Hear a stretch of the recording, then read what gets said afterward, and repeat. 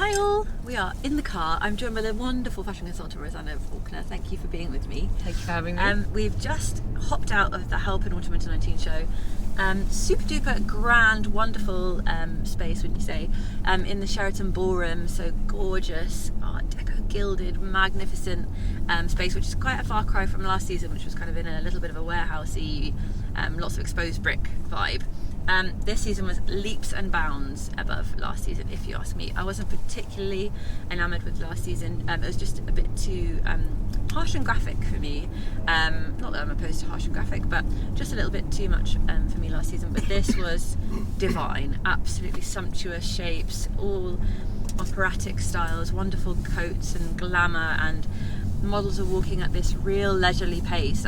You imagine they're getting into a very deliciously fancy car, or sauntering into a ballroom and actually having a ball, or it was just this wonderful slow pace with Rachmaninoff playing and Swan Lake at the end, and which just gave this elegance and sumptuousness to the clothes. And there were still wonderful graphics that, from last season, that were kind of carried through on singular legs of trousers, but these were really, really divine. You just wanted to touch them, and the sequins feel so soft and supple, which is a skill that really Halpern excels in. It's just such a talent, and lots of beautiful golds and gilding and draperies, and I was starting to feel a little, is this a bit Casino Michelle Pfeiffer, but actually that pace and that slowness starts to bring you back to this wonderful kind of Russian French moment of glamour.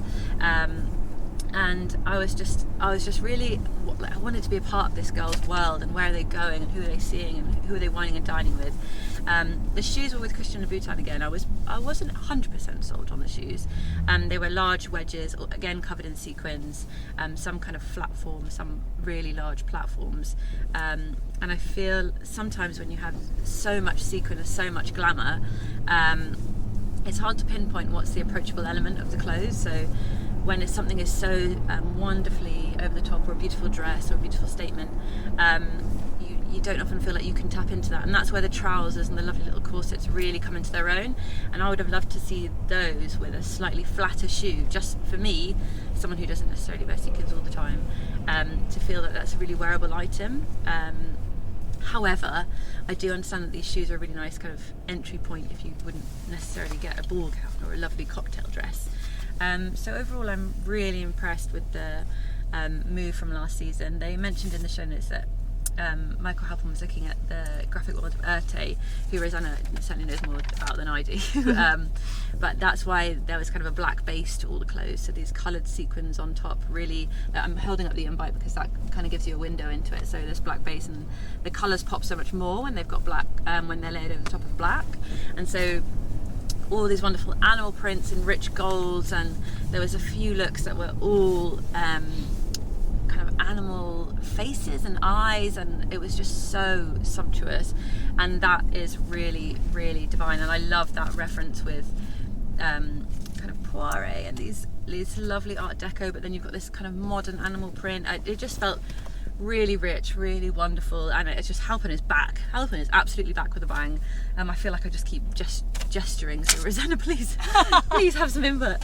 What did you think? Well, I am a die-hard Halpern fan, and sequin fan. Yes. I first came across his designs when I was at Port Eliot with the BFC about, I think it was 3-4 years ago, and he showcased his graduate collection there, and I was lucky enough to be able to wear some for that. And when you put them on, it makes you stand so proudly, and the cut is sensational. Yeah. This is the cut of, just now you were talking about the flare trouser and the corset look. Yes. And how you love the way that makes a woman feel, and actually I think makes the models walk. Yeah. So I always knew that I was going to love it. Yeah. But likewise, last season I did find a few of the geometric patterns a little jarring. I think that is the shared feeling that you have, and so just the looseness and this relaxed glamour this season, it had me head over heels. Yeah. I think that the opening look being a gown, and he's never done a gown before, made huge impact and made all of the audience sit up and listen. And I think also Michael will have probably been aware that the industry whispers were, where will this move next? Yes. But it's an undeniably, that look that he did last season, it's still undeniably commercial, and it always makes me so excited to see how quickly it sells out on Net-a-Porter and Matches and the very successful exclusive capsule collections that he does with them. Sometimes it makes me slightly annoyed how quickly they sell out because I lose my size. But yeah, I think it's a great new direction. Yeah, I'm really impressed. I think you're so right when you say that there's different levels to Halpern, and that Topshop collection that he did as well, it kind of really shows that I'm kind of, an outsider you might look and think, oh, it's glitzy and I can't tap into that, and where's my access point? But as you're saying, the way you look at the clothes, those trousers, the shoes, there's so much on the spectrum of Halpern that anyone can tap into that I think is really unique to him, really remarkable actually, to make something so precision cut, so sequins I think off-put people quite a lot. Yeah. I don't know why. Why is that? Sequins feel like a bad word sometimes. Because, well, obviously there's the sustainability issue, which is another conversation in a car altogether. But I think there is also the idea that it's peacocking and you walk into a room and all eyes are on you, and that can be intimidating. And actually that's really interesting you mentioned, because I think that was part of the slightly negative element of last season, is that it did feel a bit peacocky and really look at me, but not necessarily in the best way, whereas these women are so confident, but it's like an inner confidence that's glowing from the inside out, and it's a different kind of peacocking.